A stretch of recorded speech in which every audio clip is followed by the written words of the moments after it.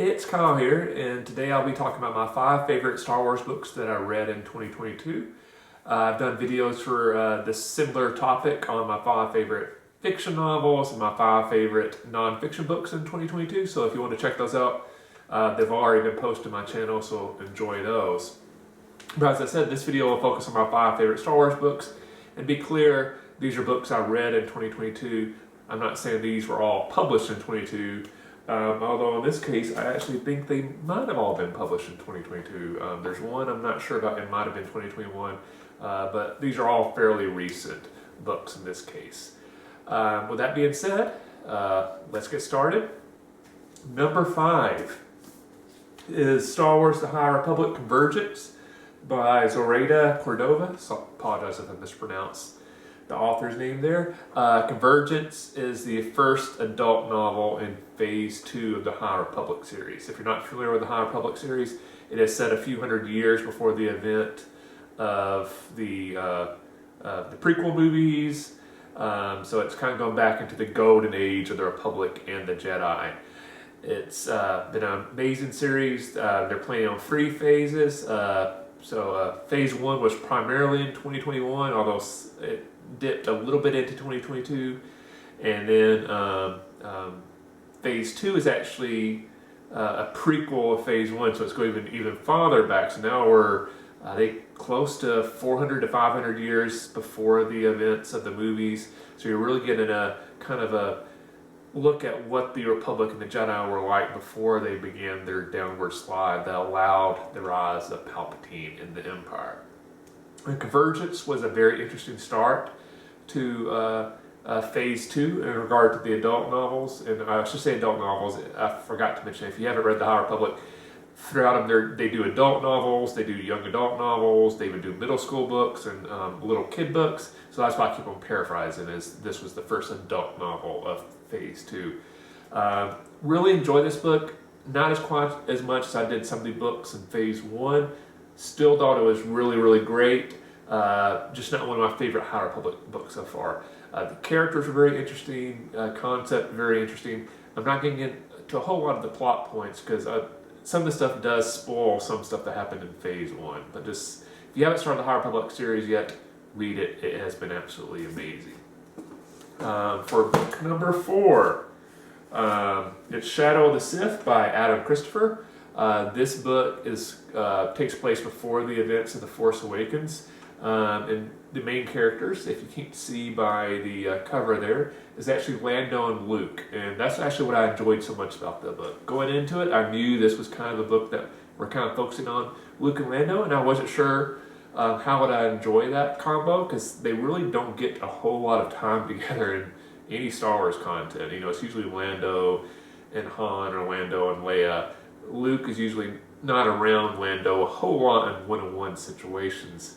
And Lando honestly hasn't really got a whole lot of attention in the book, especially post-Disney acquisition. But even before that, he was always still kind of a secondary character. He never got as much storyline as Han, Luke, and Leia, and even Chewie. So I really enjoyed this book, getting to see more of Lando's point of view. And also I really enjoyed the interaction between Lando and Luke, and it was a very interesting perspective that I don't think I'd really thought about a whole lot. But basically at this point, you know, Luke is well on to, you know, being a full-fledged Jedi. All his attention is going to creating this new Jedi Order, and Lando's coming at it from like a regular person and kind of struggling with like, how do I connect with this person who was a friend but is now clearly moving in a more spiritual direction? It's kind of almost ascended beyond me. And Luke also struggling, not realizing how much that affects the people around him, that, you know, he's so different now, and how do they connect? You know, he's so focused on these big Force matters, and Lando's like, hey, Luke, I know you're concerned about these big matters of the Force, but don't forget about this small stuff, that how it impacts people. The basic concept of the book is Lando has a daughter who goes missing, and he believes has been kidnapped, and he's been spent the past several years trying to find his daughter. And Luke eventually joins him on this quest. Not going to get into it too much more, but it's a very good prequel for the the new trilogy of movies. I think it did fill in some aspects of the storyline that I think some people had issues with the movies and stuff like that, and maybe further developed the characters and some of the storyline. I really enjoyed this book a lot. I wasn't really expecting it. I was kind of expecting to enjoy it, but not really love this book, and I ended up and really loved it. So I definitely recommend Shadow of the Sith. If you like Lando, if you like Luke as characters, you're going to love this book. Next up, you have Brotherhood by Mike Chen. This book, as the cover kind of gives away, is about the relationship between Obi-Wan and Anakin. And specifically, it's kind of dealing with the moment where Anakin stops being Obi-Wan's Padawan and kind of ascends to being a Jedi full-fledged on his own right. And then they're kind of struggling with this new situation. Is like, how do they interact as now equals, where before they had this more, teacher-student relationship. Now they are equals, or brothers, as the title kind of demonstrates. And so it's very interesting to see this dynamic in the relationship change, and then struggling how to figure out how to cope with it. You're also seeing a little seeds planted of how Obi-Wan and Anakin view the Force, the Jedi Order, just how things should be in the galaxy in general. And you're seeing the little seeds planted for like Anakin's eventual turn. Really enjoyed both Anakin and Obi-Wan's depiction in these books. This book, I should say, loved it. Again, this is a book I wasn't really expecting to enjoy a lot. It's one of those, I just had heard a lot of people mention it, and I didn't get it initially. And it's like, well, some people I respect are really say this book's really good. I'll give it a try, but I don't think I'm really going to enjoy it. And I was wrong. I really love this book. I also felt like this was a very good segue read before I watched the Kenobi series, because it kind of got me primed to be thinking about Obi-Wan again in that time period. So really love this book a lot. Number 2, this is a very different type of Star Wars book to make my top 5. It's actually a non-fiction book. The History and Politics of Star Wars, Death Stars and Democracy, by Chris Kempshall.